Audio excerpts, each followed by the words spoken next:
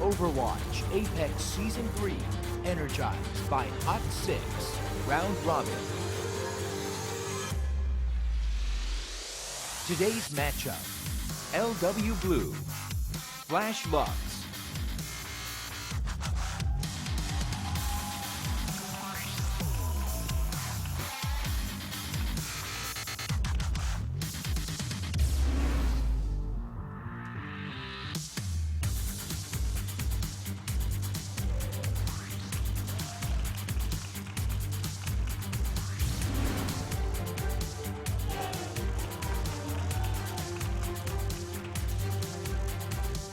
Welcome, ladies and gentlemen, to Apex Overwatch Season 3. I am Atlas, joined by the wonderful Wolf for LW Blue versus Flash Lux. The first versus the last team of this group, and this could be a bloodbath, my friend. Yeah, real David and Goliath story here. Oh, come on. He's ripping out the cliches already. I like I mean, that's really how it is, though. I mean, a team that has even the flexibility of 2 substitutes versus a 6-man roster that have struggled. Flash Lux feel like the kings of challengers, the kings of promotions, but in terms of Apex, they make it in every season and they fall right back down. Yep. And of course, LW Blue has already secured their spot out of this group, and Flash Lux has been already relegated down to those promotions. So for this best of 5, I think for Flash Lux, it's a lot about the pride. I think it's a lot about experimentation here. Even taking a game off of this seemingly unstoppable team in the group would be good for them. So, I mean, there's some consolation in the fact that there's nothing to lose, quote-unquote, for them. Yep, so somewhat. It's definitely going to be a stressful one. There's a lot of Flash Lux fans here tonight to cheer them on. In fact, there's a lot of people here tonight just in general. For a match that doesn't mean a whole lot, they still want to see their players go off. And yeah. Look, Pine is an exciting player. I mean, he's certainly going to be playing here. And spoiler alert, he is actually starting here for LW Blue as well. So might be able to see some of this sweet Widowmaker action. I think so. When you see Pine and Gambler together in that starting lineup, you know they're going to do that pairing. So, of course, talking about groups, as mentioned before, LW Blue with the +4 and the 2 wins in the group will already have advanced. Flash Lux at -6. They have not taken a single map in this tournament. It's impossible for them to advance from the group. Later on, though, NVS will need a win of any score in order to get out of the group with Meta Athena, BK Stars, and Rhinos Gaming Wings. They will be facing BK Stars. That'll be our second matchup of the evening. Yeah, in fact, NVS need 2 map wins in order to secure first place. So they only need to, like, if it's a 2-3 in BK Stars' favor, they are still going to promote in first place. However, if it's a 3-1 victory in BK Stars' favor and then Meta Athena beats Rhinos Gaming Wings next week, NVS are out. Yeah. So it still means a heck of a lot for our final match of the night. Yeah, even though they look dominant in the group, we have to remember that their win over Meta Athena was such a close one. They only got one extra indicator point from that matchup. So NVS definitely going to face the stronger of the 2 opponents they've had since that match against Meta Athena tonight in BK Stars. A lot of analysts here in Korea, including the Lunatic High coach, are saying don't count BK Stars out going into this series because Bunny's Tracer is super strong, and the dive comp coming out from BK Stars could prove to be problematic for NVS, especially with their double hit scan. They're not really running the Genji themselves. But we'll talk more about that in our second match of the evening.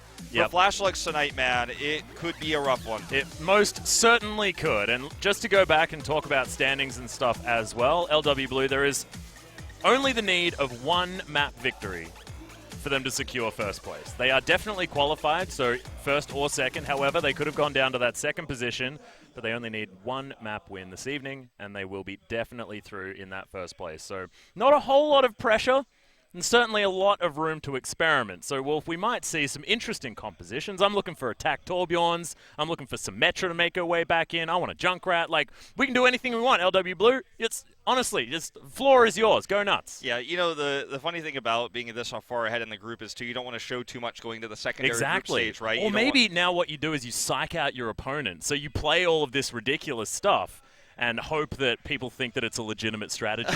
Hey, you know? That's one way to do it for sure. Mm-hmm. You know, just from talking to the players and, of course, Jidset, the coach, Luxury Watch Blue is very upset they didn't make the finals last season, and they're trying way, way harder this season as well. They've ramped up their practice schedule. They've really upgraded how they're preparing for Season 3. So I think they're going to take this match as serious as if they were facing Lunatic High, facing Runaway, one of the top-tier teams here in Apex. So that's going to be, the upgrade here in terms of LW Blue, and Flashlux looks to be even weaker than last season. I think this is just going to be a straight-up stomp, potentially, man. I mean, Flashlux looking to perhaps show us something new, experiment, or perhaps bring out that hidden strategy for this meta. Don't forget, I saw a lot of people talking about this. We're not on the new patch. We're not on the Hanzo buff and the Soldier nerf patch. That is not the tournament realm we are on for this tournament just yet. So still just the Lucio patch, with those changes definitely still in effect, but it's all just normal stuff. Just calm down. Everything's going to be fine. Not entirely sure when we are going to be getting the new patch as well, so that's going to be exciting. We'll see exactly what does occur when that finally does drop, but it's not here yet, so don't freak out. So we're going to be seeing more of those triple DPS comps, the 222s as well. Everything very, very much standard. Atlas. It most certainly is. We've been seeing a lot of those triple tanks as well from especially both of these teams. But let's hear from the players, see what they have to say. 2승이에요. 이렇게 되면 LW 블루는 C그룹에서 4년 1위를 하려 합니다. 3대0 못한 게 좀 아쉬운 느낌. 빨리 끝내고 돌아가려 했는데 생각보다 잘하셔서 좀 긴장했습니다. 저희는 8강은 당연히 올라갈 거니까 우승을 목표로 하고 있어요. 플래시록스 같은 경우에는 3대0으로 지금 2패이기 때문에 사실상 8강 진출은 어려워졌죠. 전체적으로 조금 더 합을 좀 맞출 필요가 있어요. 네. 아마도 저희가 팀적인 성향보다 개인적인 성향이 좀 강한 팀이다 보니까 아직 완성이 안 된 것 같아요. 승강전을 안 가려면 잔류를 목표로 연습을 해야겠죠. LW 블루는 좀 많이 부담되긴 하죠. 지면 지더라도 일단 한번 시원하게 질러보자는 느낌으로 경기에 임하겠습니다. 양호수 선수는 엄청 강한 선수라고 생각하는데 요즘 메타에서는 탱커 대 탱커 싸움이라고 생각 안 해가지고 그냥 자신감 있게 해보려고 해요. 모든 선수 잘 모르겠어요. 그냥 연습을 많이 하는 게 좋은 것 같아요. 플래시록스는 되게 자기들만의 조합을 쓴다기보다는 다른 메타를 따라가는 편이다 보니까 글쎄요, 너무 차이가 나서 잘 모르겠어요. 3대0 예상합니다. 3대 맞더라도 계속 맞지 말고 일단 저도 한 대 때려야죠. 3대1 예상해봐요. 이제 더 이상 무서울 게 없어요. 갈 땐 가더라도 고춧가루 한번 시원하게 뿌리고 가겠습니다. 글쎄요, 안 될 것 같은데. 죄송합니다.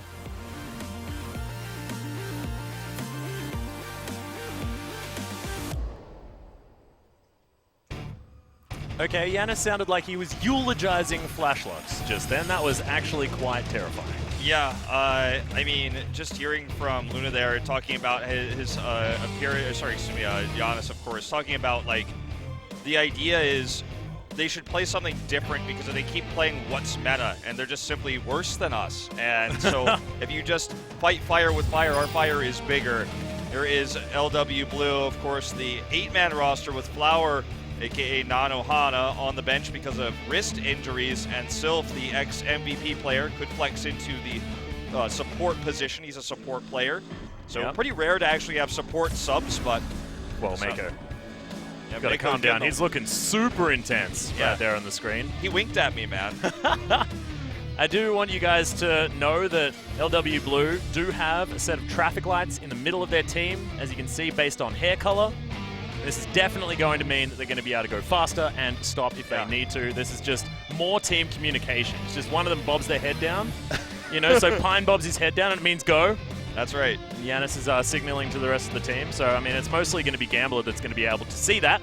However, everybody else, if their peripheries are in order, it is going to work out. Sure, you can see the personality of the players for LW versus, just looking pretty standard on the side of Flashlux here. They got a huge cheer from the crowd when they came on camera. In fact, I know that the Flashlux fans want to see them do well here.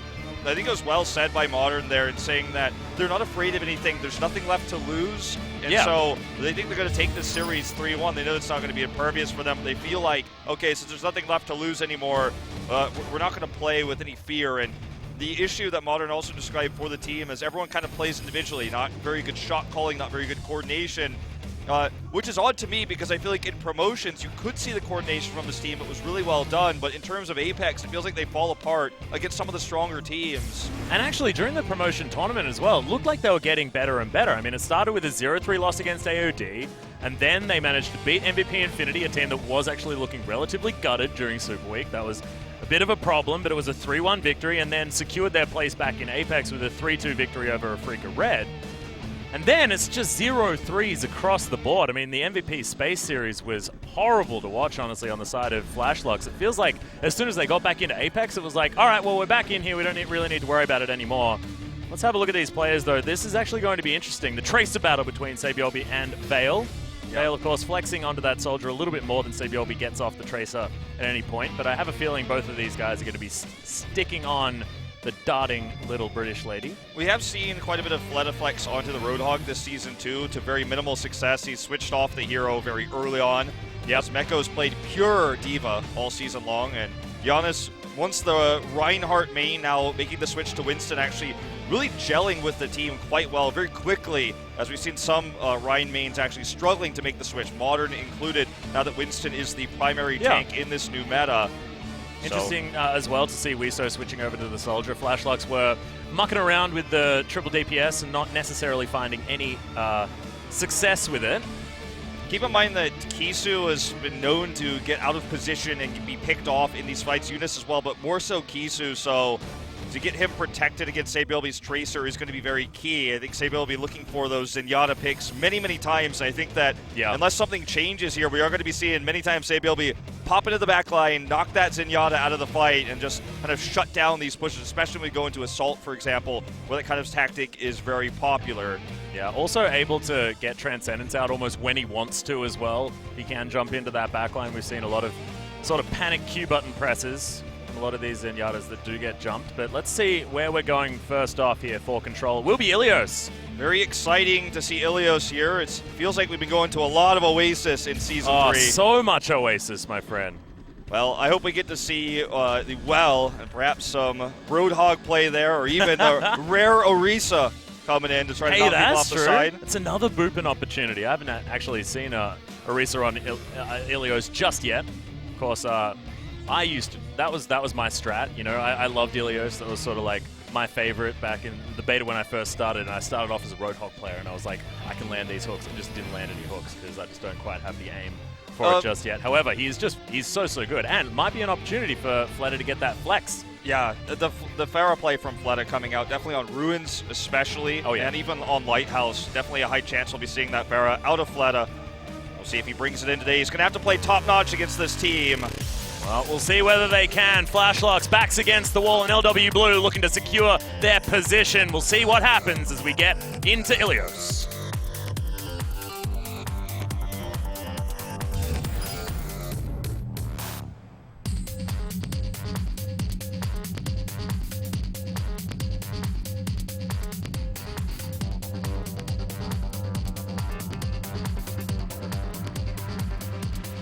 I get it.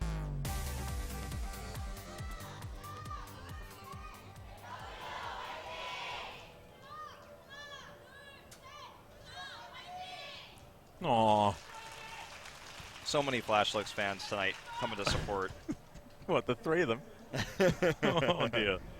Well, you ever imagine, you know, wind power is like a new and growing thing, right? You look at the windmill. You start a sentence with wind power is a new and growing thing. You know something weird's about to be said. Well, I mean, did you ever notice on this map the windmills that are supposed to be generating power also have the solar panels on them? I mean, you're really killing two birds with one stone with that windmill. That's just ultra generation, man. It's efficiency. That's power generation efficiency. I like it. Ilios knows what's up. Stand back, Cold Fusion, man. We got solar-powered wind coming in now. Exactly right. Well, Vale's actually starting things off on the Widowmaker here, which is exciting. Still 2-2-2 composition, but able to land his first bullet. Yeah, it looks like he wants to try to kind of blind counter this Pharah play, but we'll switch immediately back to the Tracer. So there's going to be pharmacies on both sides. Yeah. Fleta more known for his Pharah play than Pine, but I think Pine definitely the more accurate player from what we've seen so far. Pine, one of these players, fantastic on any sort of hit scan, but also his Pharah was demonstrated to be very good, as you see. But a lot of damage on the modern before Saebyeolbe was able to take him out. We've actually lost the entire front line already on the side of Flashlights. LW Blue really taking some control. Yeah, well, neither of the Pharaohs are going to fight each other. If you get the first kill on the ground, then you allow Sabiolby to clean everything else up. And even if Sabiolby can't kill, in this case Fleta, he can kill everyone else who's on the ground once the support is gone. And even Gambler going to provide some extra healing up here. He's just hanging on top of this lighthouse. Yep, just chilling out. Not a whole lot of pressure on LW Blue right now as they tick it over to about 25%. The Far is still just trying to shoot each other. Pine gives up on that one, just wants to get some damage down from afar. Gambler is just up on the high ground here, man. He's doing everything he can in terms of heal and DPS in really good position. Yeah, I like it. Actually, gets the boop, doesn't actually get Eunice off the edge.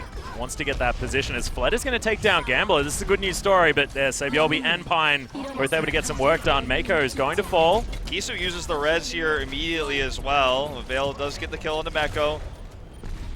Pine is just still left to his own devices here. No one to stop him. Nearly gets the kill into Kisu, but it's going to be Sabiolby who does it anyways. This is what I'm talking about. He gets the pick on the ground, just one, and Sabiolby does the rest.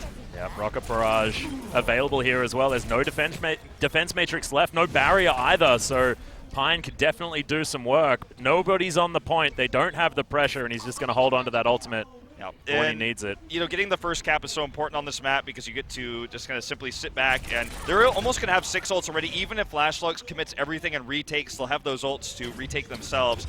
The res is going to be really important that Luna is going to have that Kisu will not for this upcoming fight. Whoa, Leonard finds a monkey walking out of the house. He's going to be able to get himself out of there. He's hunting for a Tracer, but a little bit too slippery. Pine takes one to the face. We saw actually Gambler get the boop kill onto Diva earlier too off screen. It's just been really annoying up there. Okay, so Bilby just holding on to this pulse bomb.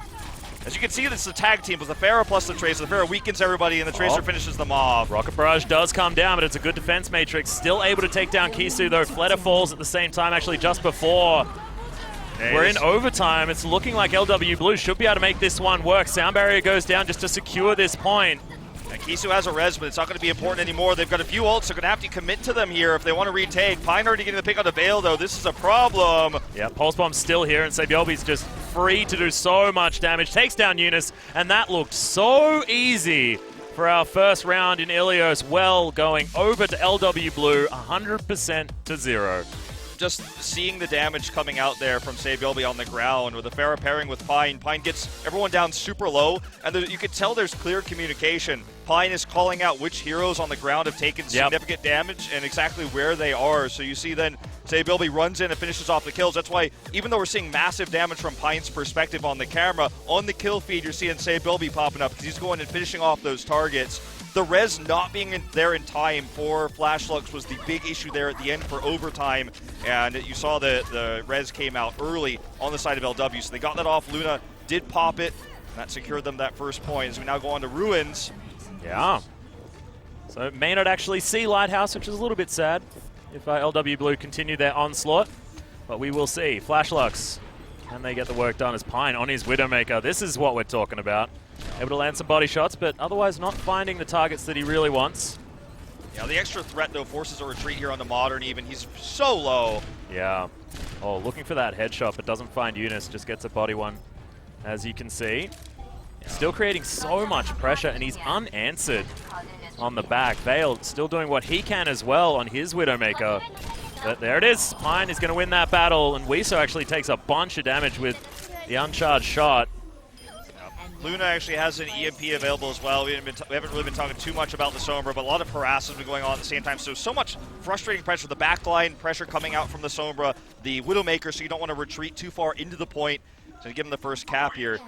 Yeah, Wiso also got staggered at the end of that one, so it's a pretty easy 25% to gather first up here for LW Blue as Flashlux regroup. And Flooded wasn't able to even touch Pine throughout that entire exchange. Oh, gosh. There's another one. As Sabiolby getting some harassment onto Vale. This is what happens when you've got, the Pocket Tracer with your Widowmaker able to stop this Widowmaker battle from being a thing. Pine now actually looking for his opposite number there in Vale. Still completely uncontested by Fleta. Fleta's just been blocked out by Giannis, by Meko, unable to get anywhere nearby. But we know that Fleta wants to be playing the Genji. He wants to be playing the Pharah. He's not necessarily the Tracer player as in goes Luna. Big EMP, and Sabiolby's going to capitalize. Takes down Kisu. Luna also takes down Fleta at the same time, and look at this, the dive from LW Blue all over Flashlux. This was almost a 3v6 that they just did with the EMP there, you know, blocking that Transcendence. Kisu unable to pop it. And it started off with Jesse, Bjolby, and Luna together, and they got several kills, almost 4, and then Meko came in to finish off the 4th there. So, I mean, they're just getting outclassed right now. Vale trying to do anything on this Widow, but it just doesn't feel like a proper pick. Rather see him on the Tracer, rather see Fleta on that Genji that we've seen all season long, despite lacking success. It feels like their strongest composition, Atlas. All right, well, I actually thought that might have been a headshot, but it's actually Modern taking down Pine, so they do jump into that backline. Transcendence was used here from Flashlux. They're trying to get this cap on the point, but it's at 95%. Self-destruct kill comes out from LW Blue in response, as they do trade some supports. Flashlux still doing what they can with that sound barrier up, but it's only Luna that's fallen. LW Blue are going to be pushed off, but it's still overtime that they've managed to get. It's 100% now that Flashlux need to get to, and if they lose this point once, it could be very, very dangerous. Still so many ultimates available for Flashlux as well. That's why it's try and hold on. That's why it's so important to take the first point, because you have the defender's advantage when, you know, Flashlux invades. You can just continue to manage getting those ticks up. So now all you need to do is build 6 ults. Pulse Bomb gets a stick. Nice bomb there. Yeah, Janus is going to be taken down. You know, Luna has also been focusing all of his hacks onto D.Va, so that's something I've been noticing a lot. He actually just wants to remove that defense matrix from the fight to allow Pine to do more, allow, you know, say, Bjolby to do more. That's where we've seen the hack focus, and in the D.Va versus D.Va battle with no D-matrix, obviously Meko is going to win that one when the hack is down. Well, you can see Meko just trying to get himself back towards this point. LW Blue charging up some ultimates, trying to get there. Pulse Bomb almost available, but there's Sound Barrier, and EMP is able to be used here. Gets it on a couple, and both of the supports are now going to get just railed down. Luna grabs both of the kills there. And Flashlux will now be in disarray. Wiso gets 1 kill, but it feels to me like LW Blue will be able to get this retake. Seems that way. They're taking it now. There's the kill onto Vale to lock it in, and that is going to be the double cap here. No one to contest. Oh my goodness. Flashlux are just streaming in, and that's going to be overtime ticking down. LW Blue, pretty textbook 2-0 on control. You know, it's unfortunate to say this, but this is the series we expected, and already in game number 1, it's domination. Oh, did you see that? Pine put his head down. It's all go time. It's all go time. Oh, yeah. You put that red light away, man. We go straight to green. Well, I mean, the difference in Widowmaker play there is immense. You know, in terms of the pressure that was relieved from Pine, he was able to fire so many more shots, put a lot of extra pressure on. The Sombra backline pressure, they couldn't deal with it at all. And when you looked at Vale, when he was trying to play the Widow, half the time he was missing his shots, and the other half of the time he was dying to the Bjolby pressure, to the Luna pressure there. And well, it's such an interesting triple DPS composition as well, with what? Sombra, Tracer, and Widowmaker. You don't have your McCrees, your Soldiers, your Pharahs, anything like that, or the Genji in like the standard triple DPS composition that you see. Somehow LW Blue made it look like it was the standard triple DPS that you're supposed to be running. And it looks like we're going to have Nanohana, a.k.a. Flower, subbing in. After this, man, after that first dominant game, they feel confident to bring him in. So Flower, on his debut opening match, I mean, he's been pine all season long, and with the wrist injuries that Flower sustained, we weren't sure if we were going to see him in this first round-robin group stage, but now it's time. We talked about the flexibility that they were going to have in this series because this was likely to be a 3-0, because it was going to be a dominant series, and this is what the fans in Korea and abroad have been waiting for, is Flower's reappearance here in Apex. And if you're wondering why you should be excited too, it's because Flower can play so many heroes. It's just ridiculous. We are going to go to a short break. When we get back, more Apex.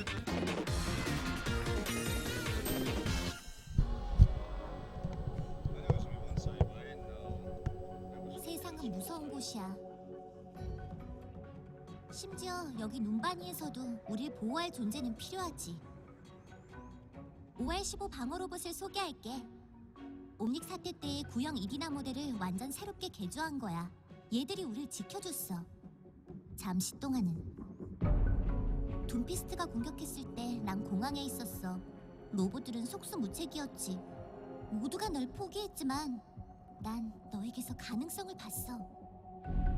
그래서 내가 나섰어. 프로그램을 업그레이드하고 마음을 주었지. 새로운 인격 모델 설치 완료. 시스템 재부팅 중. 5월 15 온라인. 아니 그런 거 말고 위대한 영웅에겐 진짜 이름이 필요해. 오리사는 어때? 난 널 강하고 용감하게 만들었어. 넌 아직 배울 게 많아. 가끔 사고 치고 와서 날 화나게 할지도 모르지. 그래도 난 네가 우리에게 꼭 필요한 영웅이 될 거라 믿어. 내 이름은 오리사. 당신을 안전하게 지키겠습니다. 그것이 제가 작동하는 목적입니다.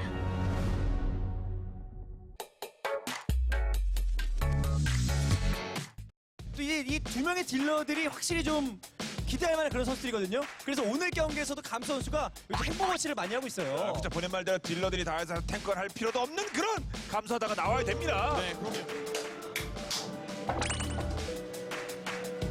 감수님을 더 이상 못 듣게 해드리려고. 왜 그래? 사람이 좀 괜찮은데요? 이겨야지. 웃는 사람. 저도 웃을 수 있지.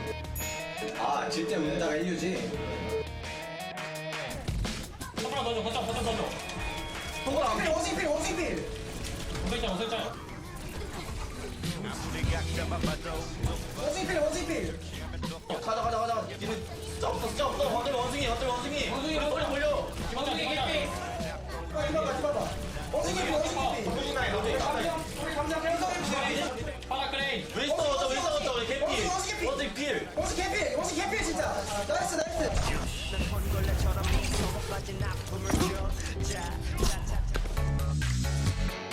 수비 때 준하가 타이밍 잡아줄 수 있어. 수비 타이밍. 준아, 그 양수가 좀 말해줘.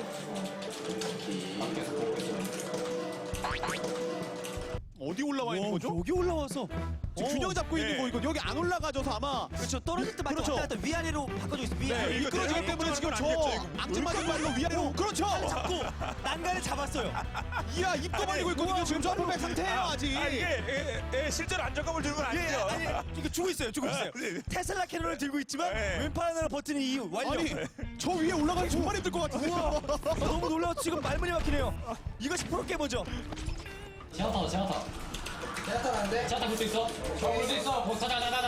제나타 봐. 제나타 빼. 루시바 빼야 돼. 이제 빼. 루나는 또 이제 궁이 거의 다 왔죠. 루나 선수. 네. 앞에 입겠어. 그냥 좀 맞아주면 돼요. 또 왔어요. 위에서 위아래 이제 아래. 이거 쳐다보려면 난간 잡기. 왼손 하나로 와. 이거 하늘 쳐다보면 시야가 앞에서 쏘는 걸 못 봐요. 점프백이 안 끝난 상태이기 때문에 이대로 떨어지면 데미지가 들어간다는 거. 맞아요. 나 되거든. 혹시 확인해줘. 메시 시작방 위에. 메시 짝방이. 갈 수 있어. 가자. 이부터 막았다. 트래커. 메시 반. 메시.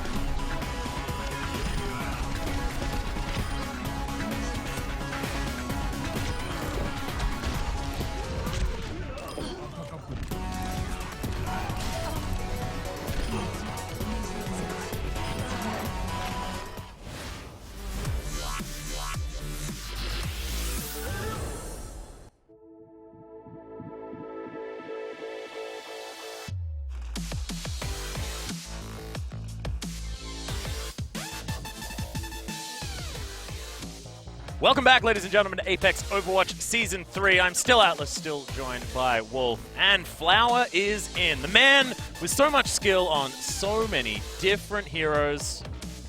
excited to see what LW Blue have planned for us as we move to Hybrid. This is his first appearance in Apex Season 3. Of course, the former LW Red player. People called him the LW Purple with that hybrid that we saw back in IEM Gyeonggi. But the kid is good, as they say. And, I mean, when Mei was super meta, we saw him play Mei quite a bit. And, you know, if we see him go on to, say, Hanamura, for example, I wouldn't even be surprised if we see that Mei tonight out of him. He can play a Widow. He can play the Genji. I mean, he's got a massive hero pool. Think Fleta, but actually top tier. Oh, well, that's not very fair. And in fact, like, actually, if you have a look at the heroes that he has played over the last little while, it's very similar to Pine's champion pool, or hero pool. So, understandable that they can make the switch, but, you know, there's some added McCree in there, some extra stuff, and Flower does like to mix things up. So, we'll see whether we are going to have some interesting things, as it is going to be Kings Row, the choice from Flashlux. Right, they've had a pretty rough win rate on this map, but it is the most common hybrid map for Set 2 in Apex Season 3. So when you look at their map win rate, it's pretty poor, but it's the standard pick. It's the map we see the most. So because they're 0-6, that obviously leads to that poor win rate for Season 3. Well, if you look at their stats for Season 3 Apex, I mean, they don't have any good stats. No. So it doesn't really matter what they pick, to be honest, Wolf. Well, they want to keep it standard here, and no shame in that. You know, to win a straight-up game against LW Blue is the plan. It would be amazing for them. Now they're going to have to deal with Flower, who's considered better than Pine. Until this season, of course, we had those wrist injuries. We didn't see him play yet. Yeah. So we'll see if he can live up to what Pine has already shown us here in Season 3. Yeah, and see what kind of picks he's going to bring out as well. Do LW Blue have any surprises for us as we move to Kings Row? Let's not waste any more time. Let's get right into it.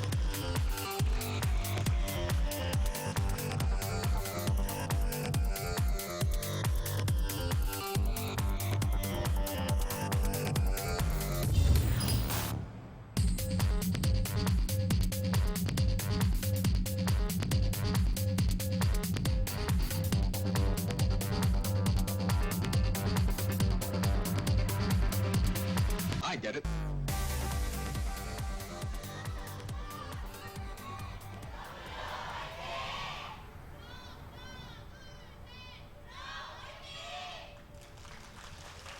All right. Flashlux fans waking up just a little bit, Wolf. Vale, he looks like he needs to wake up, man. Comparatively to the Sabilby, it's just been unsuccessful. Comparative to Pine as well in the Widow. You can see the Sabilby Vale comparison in terms of looking pumped and ready for the match. Definitely in Sabilby's favor, as Flashlux will all be on attack first. This is fun.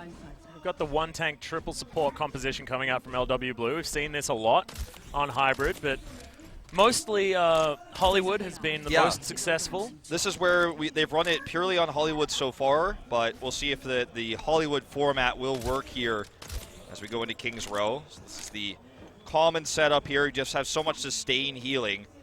So the composition of normal dive that we're expecting to see from Flashlux usually can't break through, so we'll see if they can actually alter their composition. I'm going to start Vale once again on the Widowmaker. We'll see how long he sticks with it. Yep, just the pot shot from the top. Didn't mean to make that rhyme. But that was handy. Certainly is something that has been looked for in the past. Can't quite find the sight lines that he's looking for just yet. Knows the caution. He knows that possibly Flower would have been sniping for him as well, because there's another comp yet. Yeah. Well, he theoretically could. He's on another sniper. Just not going to be doing quite as much damage as the old Widowmaker. Okay, Fleta coming into the back lines here. Playing so much Tracer today. Not his normal. He's been playing so much Genji all tournament long. We're on the backside here. Just not finding any harassment whatsoever. In fact, dodges that sleep dart at least. Well, that's the main thing that it looks like, is that he's not doing anything, but it's just because there's 3 healers on top of these tanks. And that sort of long-range Tracer harass isn't going to get anything that's going to stick onto LW Blue. They need to find a way to break open this point. Okay, this is one way. Yeah, this is the way you do it. You kill them in one shot, they can't heal. Yeah. How do you stop healing? You kill them instantly. That's going to be it. So he's going to find Flower here as well. Decent corralling here by the D.Va. We're looking for the pick here on the Flower. Oh, misses the shots, though. Yeah. One of those flicks, but now has a decent position. Flower was able to get the kill onto Fleta, however, and that's going to be the self-destruct, not finding anyone. Double kill coming after the Ana. Flower having a fantastic debut so far, but the front line is falling down. The mech missing now on the side of LW Blue. Transcendence has to be used from Flashlight. Yeah, we're going to see the Transcendence coming down. We'll see if the self-destruct gets committed to from Weeso, if they really want to make this push be it. I don't think that's going to be the case. They're going to back off. They'll be looking to stagger their spawns here, actually. All it takes is one little piece of momentum, and then you take an inch, you give an inch to LW, and they take a mile. They'll be also helping to respawn or stagger the spawn of Weeso there, keeping him in baby diva form as Vale makes the switch now to the McCree. Yeah, wanting to have a little bit more flexibility in how he's going to harass this point, but you just saw how incredibly sticky this triple support composition is. I mean, you get one pick, but it doesn't matter. There's supports everywhere. Everyone's getting healed. Everyone's getting all their health back up as Vale doesn't find the stun to flashbang. At least he survives. That is true. Okay, here we see the commitment to the Sound Bearer and the Primal Rage now. So, does Remac up here. No self-destruct this time. And it looks like this is going to be potentially another hold. They're trying to get around the backside here to get Luna. He does go ahead and pop down that Transcendence. Really well placed. And did you see that as well? The front line was so incredibly low. Transcendence comes in. Everyone's back to full health. It's only Sebiobi that's getting headshotted by this McCree. Possibly an opportunity for Flashlocks, but the Tracer mostly used for harass. The composition still works, and they're still holding on to this point for the moment. Flower just showing us a great Ana so far, too. The biotic grenades, he's gotten several kills with them. The placement's been good. And it just feels like this triple support is too much for Flashlocks to deal with. They can't get those one-shot kills. Vale on the Widow got one, but beyond that, the McCree wasn't enough. He does have the Deadeye available now. Looking to get that angle here. Yeah, has a decent position, but throws it down now. There's the self-destruct. Grabs a double, actually, as Mako and Sebiobi both going to fall down. Fleta grabs Flower at the same time. Nicely done, and Flashlocks should be able to cap this point here. Looks like that's going to be all they needed to get that. The self-destruct being used as a delay tactic just pops him right out of the mech, along with those other two kills. John is going to come back in with the Primal Rage, but he's too late. The cap is live, so a bit of a late Primal Rage there, man. Yeah, they all wanted to come and re-dive in on that point. Just does not happen now. So Flashlocks with their first real edge in this series with the cap. Only 2.5 minutes to get through this Streets phase, though. It was 30 seconds to go when they did finally manage to take that one down. But Vale, another Deadeye. Vale pops it immediately, or almost has an opportunity for Transcendence. Just keeping everyone healthy and no one going to fall to that ultimate. So good cancelling out. As now Flashlocks, you can see, losing their health bars extraordinarily quickly. LW Blue just a tank moving forward. That's going to be the nano boost on Yanis as well. Look at all the kills. Frontline all gone. Flashlocks forced back. Good accuracy there from Luna. You know, whenever you see the big Zenyatta kills, it's usually because every Zenyatta is really good at aiming, right? But when you have so much support and so much blocking there, the Nano Winston is going to give you the opportunity to just do free damage. And that's what we saw. Didn't have it with the Primal Rage, but as it turns out, didn't need that pairing that we've seen so much already, especially with the rise of Winston towards the late part of this first group stage. Blez going to look for the flank here onto Luna. Will he get it? Bladder Grenade immediately answers, though. Good recall, gets himself all the way back out of there, but Kisu, so much trouble, actually has to throw down the Transcendence to keep himself alive. Mako, in the meantime, is going to grab a kill. Pulse Bomb doesn't find a stick, but still gets the kill onto Gambler. Kills himself, though. Unfortunate, yeah, that's not great. Okay, so Mega going to get desuited here. This is going to be a little bit of a push for Flashlocks. Actually trying to do as much as he could there to Modern. Unsuccessful. Yeah, so avoiding getting staggered too much as well by getting right into the fray. Mega used his self-destruct immediately after the Transcendence because it can't out-heal that burst damage if you place it correctly. Got the kill into Eunice, but it looked like there just wasn't enough coordination to follow up after that. It was all on Fleta. You finally got that space to work with, got into the back line, and dropped that Pulse Bomb. Killed himself, but that's all they needed. Yanis needs to be very careful. Primal Rage just comes back up. He can use it now, but gonna get healed back up. Deadeye comes in, but it's not exactly how you want to be using it there, buddy, as he's gonna go down extraordinarily low. Mako is answered there by Fleta and then destroyed, but Yanis, he comes in, gets the revenge. Dropping the Primal Rage here as well, but several of his teammates are already dead, so uncharacteristic lack of coordination here for LW Blue as Flashlocks look to complete this second checkpoint now. Very well done. You know, the Deadeye there looked silly at first, but it was actually Fleto to come in and save the day. And a little bit surprising that after those picks, Giannis did pop that Primal Rage. The second one this game that he's done alone without his teammates. Yeah, a little bit trigger happy on that Q button. But Flashlight's pushing this up quite nicely. Only a minute 40 on the clock though. Still need to make it through this boundary. Good headshot onto Giannis means that front line going to be a problem. Self-destruct comes in, just gets everyone away from this point. Doesn't net any sneaky kills though. Flower switching over to this Genji, gonna get the pick onto Modern. See what else he can do. He's trying to get to the back line onto Vale. Vale about to have that Deadeye. Flower will have to back away. Yeah, cute little recall there as Vale. Yep, Deadeye almost up. Okay. Will mean the backline dive more possible here from LW Blue with that Genji being added on. As Wiso does get demexed. Self-destruct comes in. Good barrier, saving the life of Giannis. But this means that now, with Wiso gone... Oh yeah, Kisu as well. He's going to fall off the edge. This is going to have to be a reset for sure. Well, if they could get the pick onto Miko and bring in the Deadeye from the high ground, that would be one opportunity, but now it's completely recontrolled by LW Blue. That was definitely the idea for Flashlux, is to make that Deadeye super valuable. So they were targeting down Miko, but couldn't quite get those kills there. Honest looking for the sneak attack. Well, 30 seconds to go. They're going to need some sort of attack here, Wolf. See what they call out as the target. Probably going to be looking for the pick onto Eunice or Vale, or excuse me, Kisu. Immediate Transcendence, though, to answer this dive on the backline. Sound Barrier is going to be the response from LW Blue. They still have their own Transcendence here and available. They're going to use them staggered in the other ways as Flower finds himself the first kill onto Eunice with this Dragon Blade. Make that a double as both supports are dead. He's going to get himself a mech for his trouble eventually, and Sabiolbi's going to answer with the kill onto the Diva.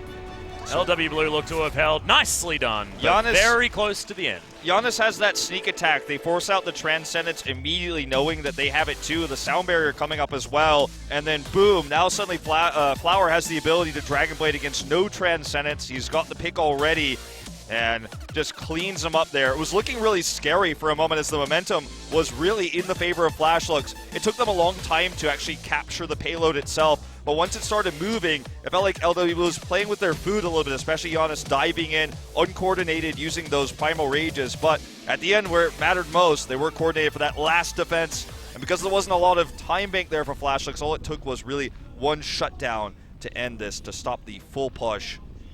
Well, LW Blue still need to make it a fair way through Kings Row in this Foundry, so it wasn't a full push, but Flashlux did have at least an admirable effort. See what LW Blue can now do on attack. Compositions, looks like LW Blue going back to something very, very more standard. Flashlux opting in for the Reinhardt composition.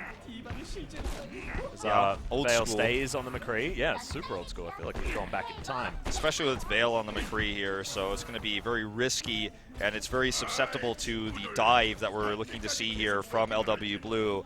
The 2-2-2 dive with Tracer Genji, with the Winston as almost a pseudo DPS to get into the backlines there, draw that Reinhardt shield away, and that gives Luna the opportunity to do a lot of DPS, build up that Transcendence. I'm worried for Flashlux trying to make this comp work, but they definitely look confident on it, not switching any heroes, so Let is just meditating. Yeah, he's going to need to as well, Wolf, because this, as far as the mental game is concerned, is a pretty difficult one for Flashlux. Got to make sure you're in that zen state as best as you can possibly be. Suppose so. All right, looks like this is really what we're going to be seeing. No, not even a second of Widowmaker here for Flower. He just wants to go straight into the Genji, straight into the dive. It's going to be target selection that's super key for this first push for LW as they come in. They're hidden so far. Now that they show it, what can they get done? Flashlight's actually moving behind this corner, getting in towards the hotel. Point pretty much open as Discord Orb goes down onto Flower. He's not going to be able to dive in too easily. Really good positioning by Modern, actually, just kind of hiding back into this building here, and they actually retake the point as a result. Oh, Vale, the double headshots on both supports. Great start here from Flashlux on the defense, but it's 2 kills in response as LW Blue answer back. Oh, now see Modern, once he gets caught, once he actually doesn't have that backbone to help protect him anymore, he's just kind of caught there in the middle, spinning around in circles, and it looks to be a pretty early cap here for LW. Look at this barrier, too, to protect Sabilby. See if they can come in and contest. I don't think they're even going to try for it. They don't have the Primal Rage that we saw LW Blue attempt to contest, so a massively faster cap. 3 extra minutes of time here for LW Blue. And their comp was just designed to break this Reinhardt style, and it worked so beautifully for them once they got Sabilby around the corner. And no flex here from Flashlocks as well. They stick with the Reinhardt here for this Streets phase. It's looking so easy for LW Blue so far. They need to change up this composition as Vale is going to try and prove me wrong. Flood is going to be immediately answered. Is this Deadeye going to be able to get anything? No, unfortunately. That was a really good angle for Vale, but the immediate reaction from LW Blue, the second they saw that, they all just ducked around like gophers jumped into the hole, man. Yeah. It was like one of the prairie dogs gave the signal and they were getting out. Okay, that was a totally wasted Deadeye as a result, but it was really good positioning. It was just a good reaction by LW Blue. At least Flashlocks have been able to get. Dragon Blade has to get out as Transcendence comes in for Flashlocks, keeping them all alive. They, of course, knew that ultimate would probably be available, but what cleanup can get done here as the self-destruct flies down, not going to find any kills, as Flower dashes through Kisu on the back end. That probably means Wiso is going to get taken out on the retreat since he's so committed there, and Vale gets caught as well. Meko gets the kill. Wiso goes down as mentioned, and this push continues. It's similar momentum to what we saw from Flashlocks, but they have so much more time to work with. That's the scary part. 4 minutes still remaining on this Streets phase as this payload is most certainly moving quick, as you can see. Yeah, they're actually Fish going chip shop. Don't even want to pull over the fish and chip shop, Wolf. Like, no time for stopping. No time for food. I said go to the bathroom before we left. I know, it's triggering me. I'm like going back in time, doing Dad or some fish and chips. Are we there yet? Well, okay, not sound yet, barrier already. Yeah, Flashlock's actually using this as an engage tool as Barrier comes in to protect them from the self-destruct. Flower in the meantime is going to be able to grab that kill onto Eunice though on the back end. Bottom has that Earth Shatter. He's looking for an angle, throws it down, but that's not the targets that he was looking for.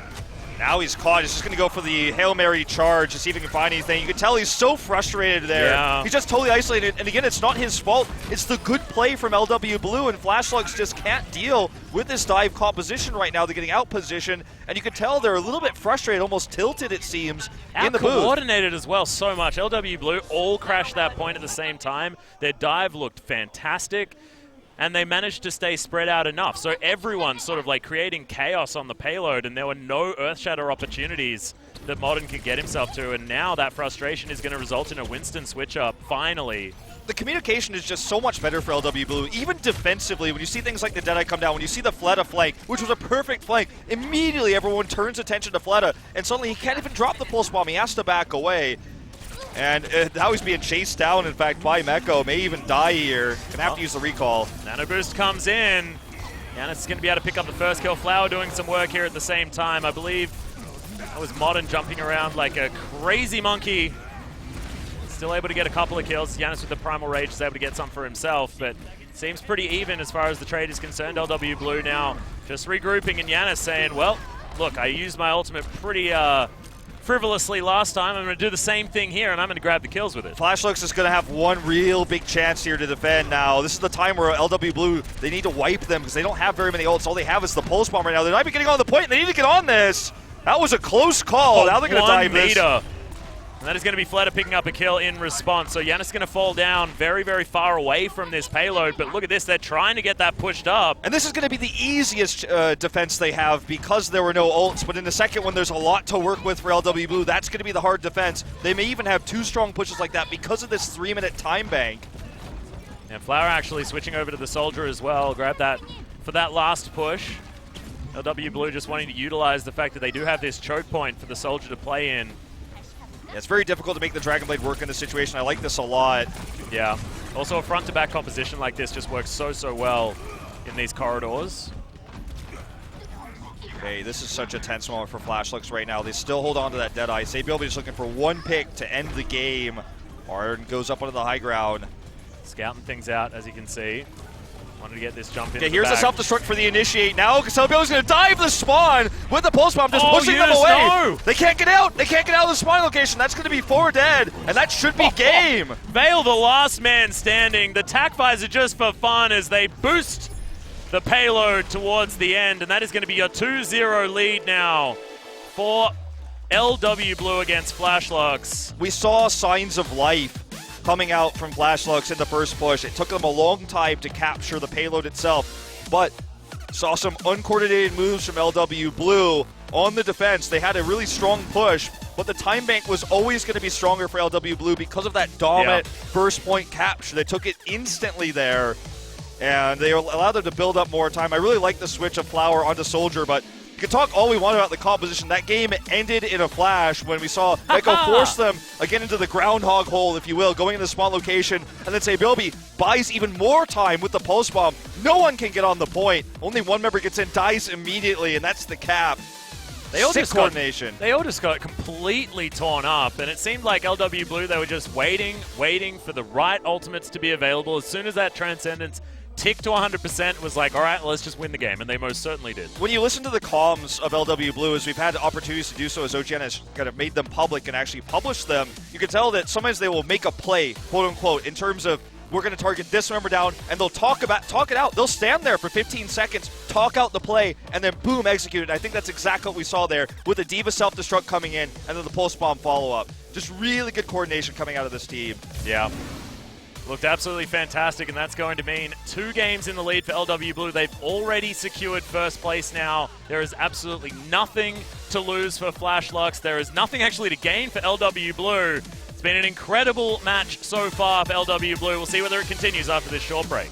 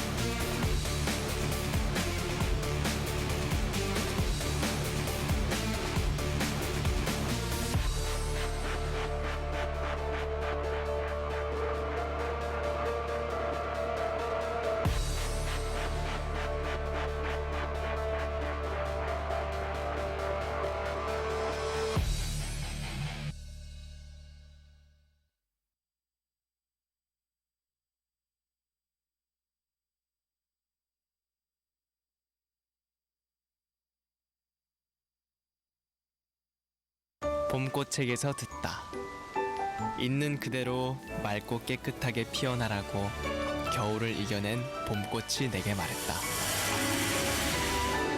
맑고 깨끗한 칠성 사이다.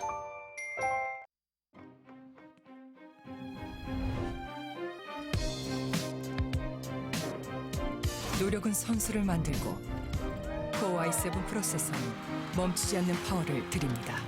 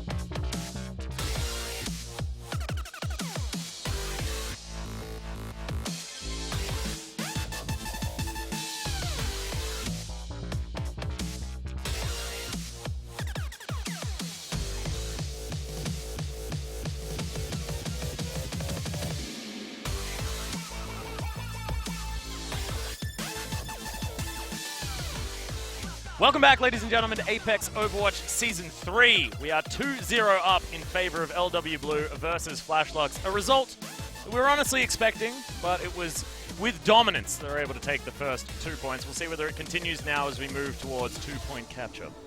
That's right. Jidset, the LW coach, in the booth here, giving some props to his players. And, you know, in every round-robin stage, you're going to have that very much so one-sided match. When you have a skill gap, when it's not a stacked group of death, this will just happen, right? Yeah. Just unfortunate for Flashlux that actually has such a long storied history in OGN's Apex. One of the longest standing Overwatch teams, in fact, in Korea. I know we're still very early. This is not an organization that has a long history in Korean esports. It's new, and they've been able to qualify consistently for Apex, but in the group stage, they just fail. They fall flat, and can we start calling them the kings of Super Week?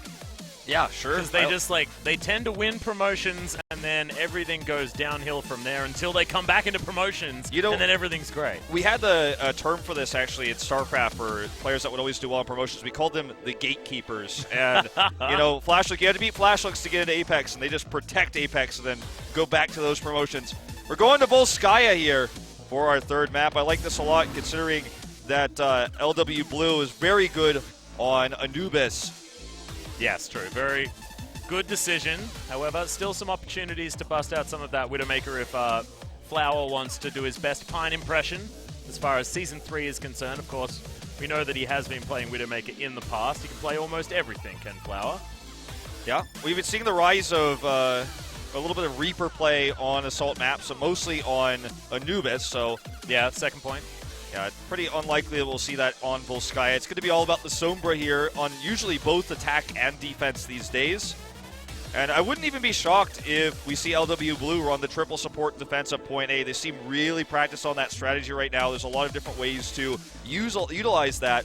The wider area, though, on point A might put them back into that Sombra style that we've been seeing more often. Yeah, might almost see, you know, one of those triple DPS Sombra type compositions. We'll see what they do as we hop on to Volskaya Industries.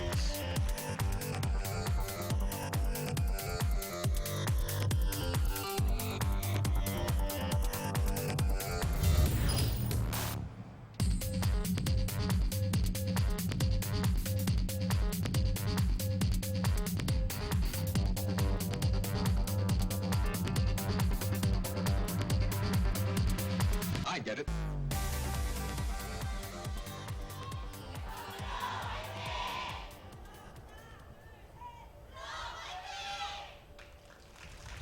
Alright, some desperation in the voices of the fans, as you can hear.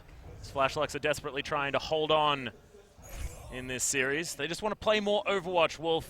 I mean, the story is pretty much over here for this team. This is their final match of Season 3 before we move to the round of 8, where they're not able to qualify for. LW Blue having already qualified in first place. Now Flashlux just playing for prides. That's right, and LW Blue just playing for fight money. So we'll see if they can find their way out of this one with the 3-0 score. It looks like they are going for that 3 DPS composition with Luna once again on that Sombra. Yep.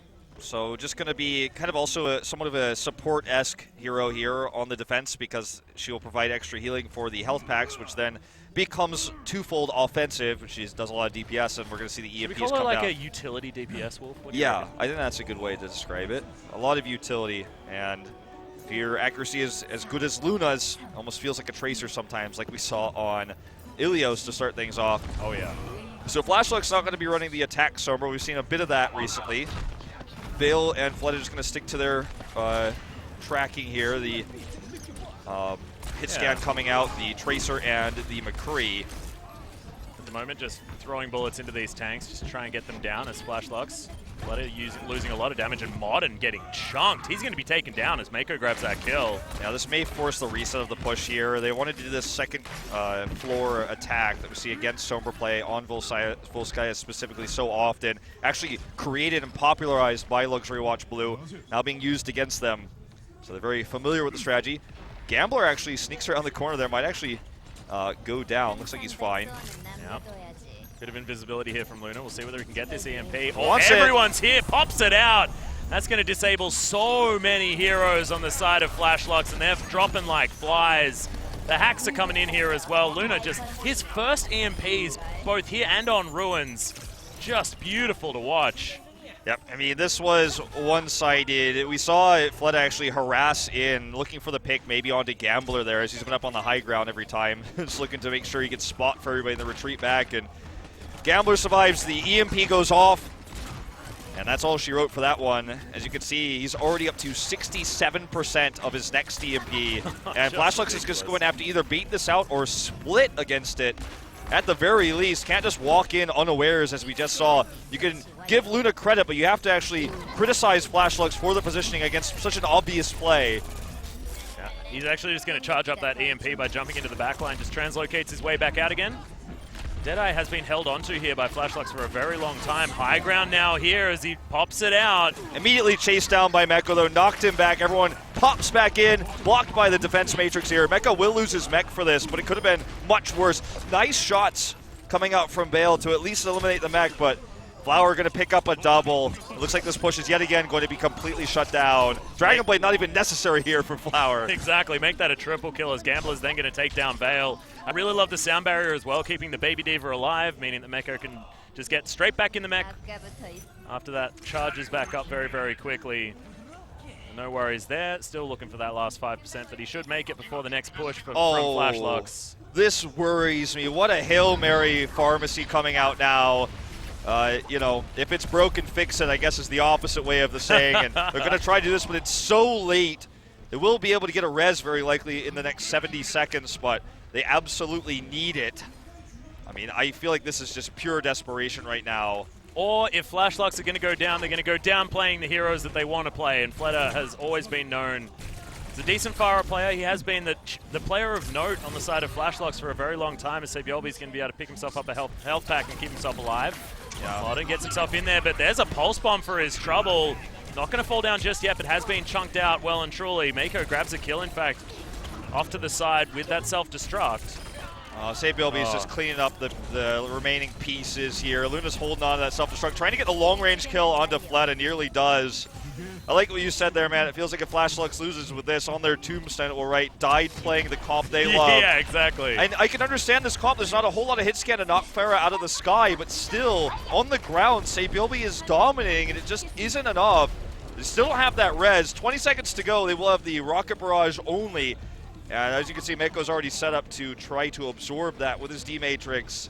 This is it, one last chance. Yeah, I love that Luna's holding onto this EMP, though, as well. I mean, when they dive onto this point, I mean, all those barriers just going to get removed. Now the invisibility is going to come in, but they're not stacked up on the side of Flashlucks just yet. You can see coming out of the side.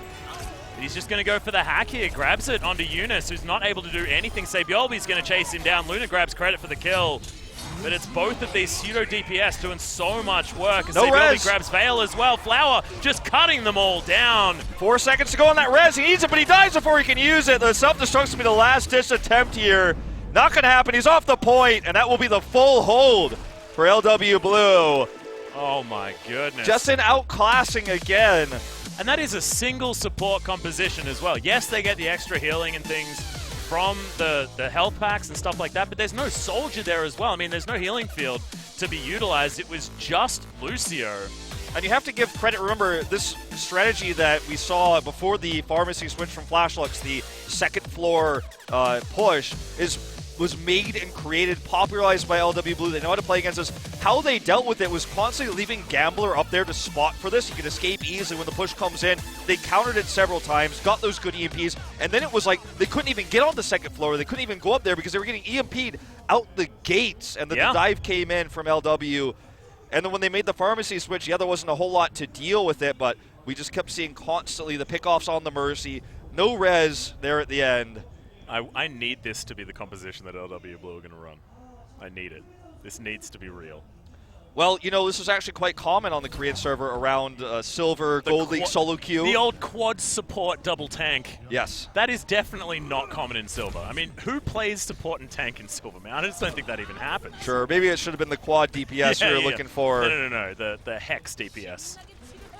Well, as much as I'd love to see it, I think they will probably just switch to standard dive. Yeah, we haven't got some time to play with here. We haven't really talked about Flower all too much tonight, just simply because the plays we've been making they're just solid. I mean, like the triple kill, the quad kill on the Genji without the Dragon Blade, these sorts of things. It did take his Dragon Blade quite some time to charge up as well in that last the last point. I just feel like it's not fair to give him mad props and big credit when the games themselves have been super stompy. We're still looking forward to that Flower game in a more competitive series. I feel like Luna really just took the whole first defense for LW Blue by himself. I mean, those EMPs were so beautiful. Is this real? They're doing it. They're doing it. Okay, we got triple tank, triple support. That's what we're doing.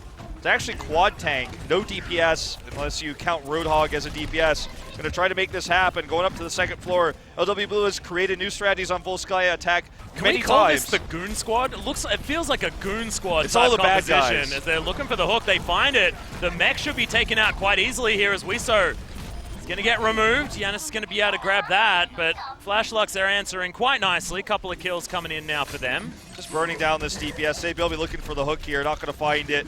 Let's see if we see the switch out or if they're just going to stick with this lack of DPS.